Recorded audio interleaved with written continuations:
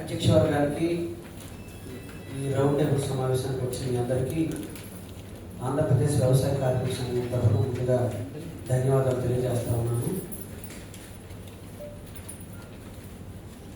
మనకి రాజ్యాంగం ఇచ్చిన హక్కులు కూడా లేకుండా చేసే ప్రయత్నం చేస్తూ ఉన్నారు.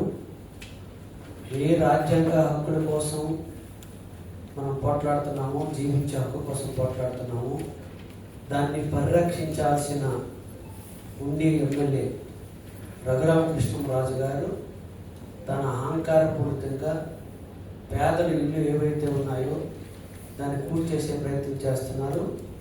ఈ సమావేశం తరఫున ఇది పచ్చి దుర్మార్గమని ముక్త కంఠంతో ఖండిస్తారు. అదే కాదు, మనం చూస్తూ ఉన్నాం, ఇది దాదాపు ఈయన అధికారంలోకి వచ్చిన తర్వాత గత 2 ఏళ్ళ నుండి ఈయన పనంతా ఏంటంటే పేదల ఇల్లు కూల్చడం, ధనవంతులకి మరింత కోటీశ్వరులుగా చేయటం. ఇది ప్రధానమైన ఎజెండాగా ఉండి నియోజకవర్గంలో ఉందనేది స్పష్టం అర్థమవుతూ ఉంది. అదే కాదు, ఈరోజు ఇల్లు ఇవ్వాలనేది ఐక్యరాజ్య సమితి స్పష్టంగా చెప్పింది. నివాస హక్కు అనేది జీవిత హక్కుగా ఉండాలి. ఎవరికైతే లేదో ప్రభుత్వాలు కూడా దాని ప్రాధాన్యత తీసుకొని చేయాలి. అట్లా లేని ప్రభుత్వాలు సరైనవి కావనేది ఐక్యరాజ్య సమితి దగ్గర నుండి ప్రభుత్వాలకి ఎప్పటికప్పుడు నిర్దేశిస్తూ ఉంటే ప్రతి ప్రభుత్వం ఇల్లు కట్టించాలనే ఒక ఎజెండా ముందుకొచ్చింది. మనందరికీ తెలుసు, 2007లో కమ్యూనిస్ట్ పార్టీలు పెద్ద ఎత్తున ఉద్యమాలు చేశాయి. ఆ సందర్భంగానే ఇందిరమ్మ ఇల్లు లాంటివి, అట్లాగే రకరకాలైన పథకాలు వచ్చాయి. అంటే బతకడం ఒక భాగం, జీవించడం అనేది గౌరవప్రదంగా జీవించాలి, చనిపోయేటప్పుడు కూడా గౌరవంగా చనిపోవాలనేది ప్రతి ఒక్కడికి ఒక హక్కు.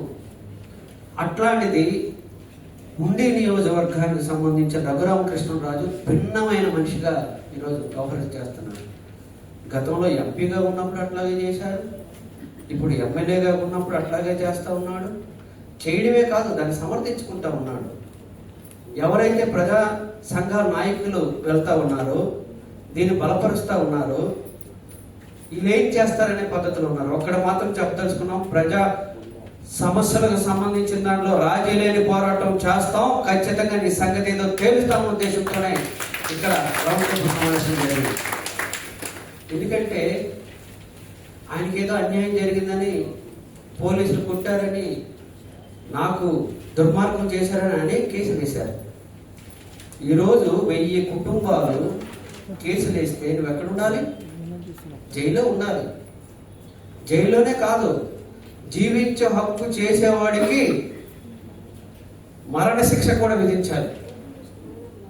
అట్లాంటి వాటిని పక్కన పెట్టేసి ఈరోజు తనే రాజ్యాంగం, తనే ఎస్పీ, తనే జిల్లా కలెక్టరు, తనే ఆర్డీఓ, తనే ఎంఆర్ఓ, తనే పోలీసులు, ఒక మాటలో చెప్పాలంటే ఒక ప్రైవేటు వ్యవహారాలు చేస్తూ ఉన్నాడు.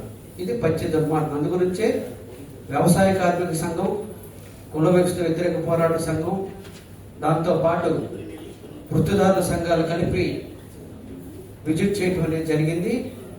2 భాగాలుగా దాన్ని పరిశీలన చేశారు. పరిశీలన చేసిన దానిలో అనేక అంశాలు దానిలో ఉన్నాయి. ఈరోజు మానవ హక్కుల కోసం చంద్రబాబు నాయుడు గారు, పవన్ కళ్యాణ్ గారు మాట్లాడుతున్నారు. మరి మానవ హక్కులు 1000 మంది ఇల్లు కూల్ చేస్తే వీళ్ళ హక్కులు కాపాడాల్సిన బాధ్యత 2000 ఇల్లు కూల్ చేశారు. మరి మానవ హక్కుల గురించి మాట్లాడాలి కదా. రోజు పవన్ కళ్యాణ్ గారు ప్రెస్ మీట్ పెడతాడు, ఎక్కడో ఉన్నదాన్ని తీసుకొస్తూ ఉంటాడు.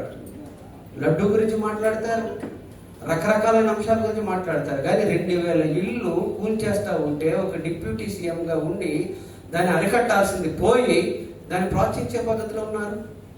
ప్రతిరోజు మేము డాష్ బోర్డ్లో వివరాలు సేకరిస్తాం, ఏ సందర్భంలో ఎలాంటి అంశాలైనా మేము జోక్యం చేసుకుంటాం.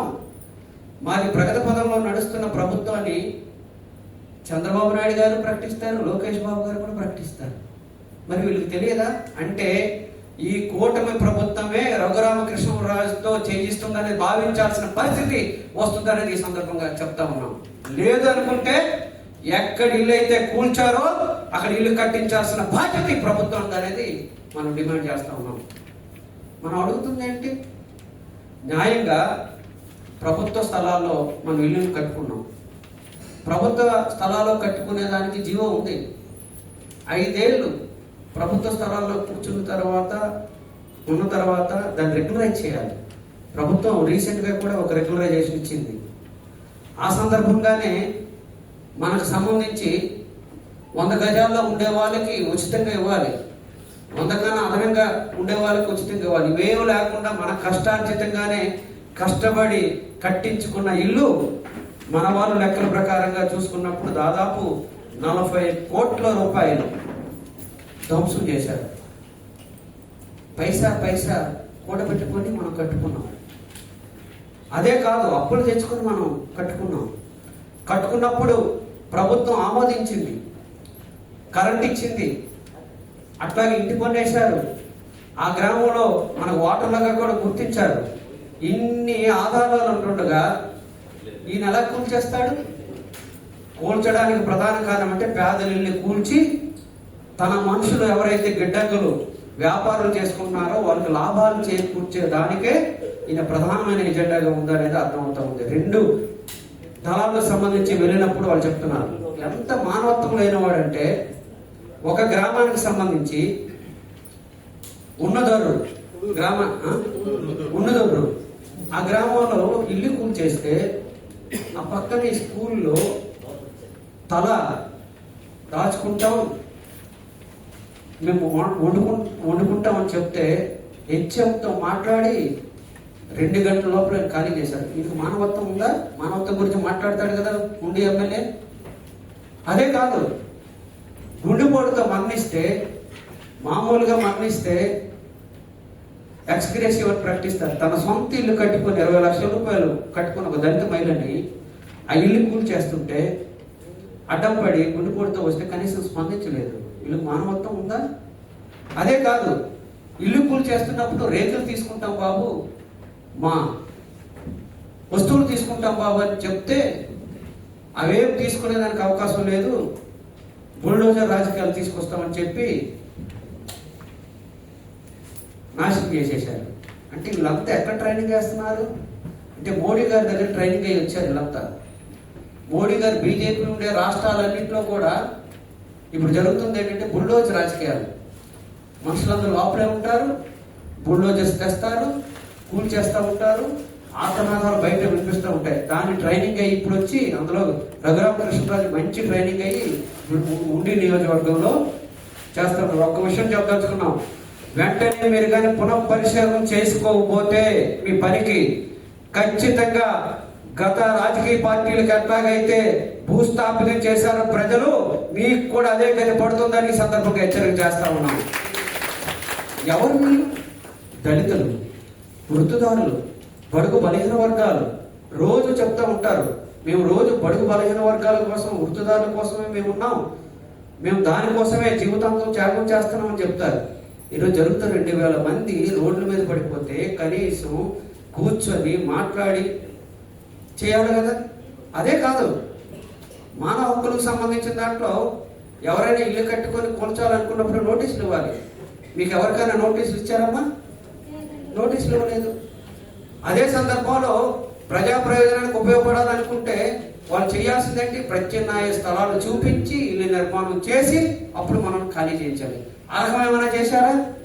అంటే ఒక్క మాటలో చెప్పాలంటే మన గొంతుకుని నిలిపేయాలనే ప్రయత్నం చేశారు. కాబట్టి ఈ రౌండ్ టేబుల్ యొక్క ప్రధాన ఉద్దేశం ఏంటంటే ఉండి వరకే పరిమితం కాకుండా మొత్తం ఆంధ్ర రాష్ట్రం అంతా దోషిగా నిలబెట్టాలి.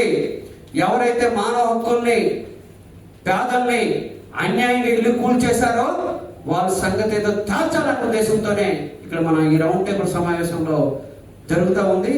దీనికి సంబంధించిన దాంట్లో కూడా ఒక తీర్మానం మనం పెడుతున్నాం.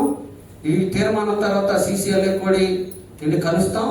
అప్పుడు కూడా పరిష్కారం కాకపోతే ఏదైతే ఈరోజు పశ్చిమ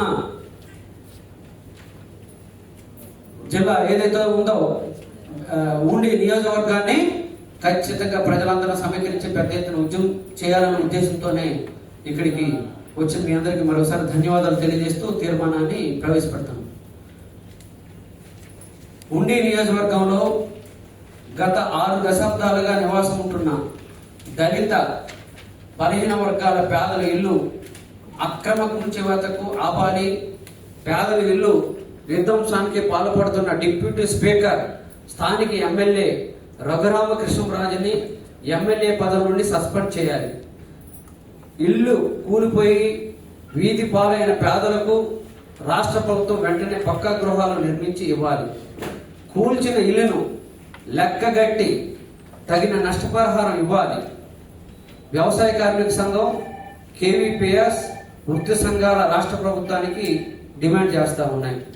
పశ్చిమ గోదావరి జిల్లా ఉండి నియోజకవర్గంలో ఉండి, పాలకోడేరు, ఆకవీడు, కాళ్ళ మండలాల గత 60-70 ఏళ్లుగా పేదలు ప్రభుత్వ స్థలాల్లో కాలువ గట్లు అనేది కొట్టేసేయండి, అది నివాసం ఏర్పరచుకొని జీవనం సాగిస్తున్నారు. నివాస స్థలాల్లో హక్కులను కల్పించాలని ప్రజా సంఘాల ఆధ్వర్యంలో పేదల ఆందోళన చేసిన చోట హక్కులు కల్పించారు. ఈ కాలనీలు ప్రభుత్వం రోడ్లు, కరెంట్లు, మంచినీటి సౌకర్యం కల్పించింది. ప్రతి ఏటా పేదల నుండి ప్రభుత్వం పన్ను వసూలు చేస్తుంది. ఈ ప్రాంతంలో పేదలకు వ్యవసాయ పనులు లేకపోవడంతో అనేక మంది రొయ్యల పరిశ్రమలో కొంతమంది ఉన్న వ్యవసాయం మరియు ఉపాధి పనులు చేసుకుంటూ కాలం గడుపుతున్నారు. యువత యువకులకు అసంఘటిత రంగంలో దగ్గరలో ఉన్న భీమవరం పట్టణానికి వెళ్ళి షాపింగ్ మాల్లో, హోటల్లో, భవన నిర్మాణం పనుల్లో చేసుకుంటూ జీవనం సాగిస్తూ ఉన్నారు. ఇలాంటి బడుగు జీవులపై కనీసం మానవత్వం లేకుండా ఇల్లుని కూల్చి వీధి దీపాలు చేశారు. ఈ ప్రాంతంలో పచ్చటి పొలాలు, ఆహార ధాన్యాలకు నిలయమైన కేంద్రం. ఈ మధ్యకాలంలో వ్యవసాయానికి ఆపేసి పెద్ద పెద్ద పెట్టుబడిదారి భూస్వాములు ఈ ప్రాంతంలో ఒక్కొక్కరికి 100 ఎకరాలు రొయ్యలు, చేపల చెరువులు తవ్వుకొని కోట్ల వ్యాపారం చేస్తూ ఉన్నారు. వారి చెరువులకు పేదలు ఇల్లు అడ్డంగా ఉన్నాయని ఈ ఇల్లును తొలగించడం ద్వారా మరికొంత భూమిని కలుపుకోవచ్చు. ప్రతి చెరువు నుండి నేరుగా రోడ్డు మీదకు వాహనాలు రాకపోకుండా ఏర్పాటు చేసుకునేందుకు ఈ పెత్తందారులంతా ఇల్లును ఖాళీ చేయించడానికి ఎమ్మెల్యేలంతా కలిసి కుట్ర పన్నారు. తెలుగుదేశం నాయకత్వంలో కూటమి ప్రభుత్వం అధికారంలో వచ్చిన వెంటనే ఉండి శాసనసభ్యులు డిప్యూటీ స్పీకర్ రఘురామకృష్ణరాజు రూపంలో నరరూప రాక్షసుడు స్థానిక భూస్వాములు, రొయ్యల చెరువుల యజమానులు తొత్తులుగా మారి వారితో కోట్ల రూపాయలు మామూలు తీసుకొని అభివృద్ధి అనే పేరుతో రాత్రే బుల్డోజర్ వందలాది పేదల ఇళ్లను కూల్చివేయించారు. కొన్ని సందర్భాల్లో కలెక్టర్లు అడ్డు చెప్పినా వినకుండా ఉత్తరాది బీజేపీ చేస్తున్న బుల్డోజర్ పాలన ఉండిలో అమలు చేశారు. వందలాది కుటుంబాలు కనీసం కట్టుబట్టలు, వంట పాత్రలు కూడా తీసుకోవడానికి అవకాశం ఇవ్వకుండా అత్యంత క్రూరంగా కూల్చివేశారు. అడ్డు వచ్చిన వారిని, మహిళలను కూడా చూడకుండా మగ పోలీసులతో ఈడ్చి పారేశారు. సారేమట్ల పెద్దరాజు తమ ఇంటిని కూల్చవద్దని బుల్డోజర్ అడ్డుపడగా కాలు విరిగింది. దొండాడ గ్రామంలో ఒక మహిళ తన కళ్ళ ముందే 20 లక్షలు ఖర్చు పెట్టి కట్టుకున్న ఇళ్లను కూల్చివేస్తుంటూ తట్టుకోలేక హార్ట్ స్ట్రోక్ వచ్చి ఆసుపత్రికి పాలైంది. ఇంత దారుణం జరుగుతున్నా రాష్ట్ర ప్రభుత్వం స్పందించకపోవడం దారుణం. ఏ మూల ఏమి జరుగుతున్నా క్షణాల్లో తెలుసుకుంటున్న ముఖ్యమంత్రి మరియు డిప్యూటీ ముఖ్యమంత్రి ఉండిలో జరుగుతున్న విధ్వంసం కనబడకపోవడం ఏమనాలి? లేదా త్రిపులారా వీరే అనుమతి ఇచ్చారా తెలియదు. గత ఏడాది కాలంలో ప్రారంభమైన విధ్వంసం నేటికి కొనసాగుతూనే ఉంది. ఉండి మండలం ఉన్నధరలో 70 ఇళ్ళు, పాములపర్లో 8, ఉండి 5, ఎండగండి 10, మొత్తం 98 ఇళ్ళు కూల్చేశారు ఉండి మండలంలో.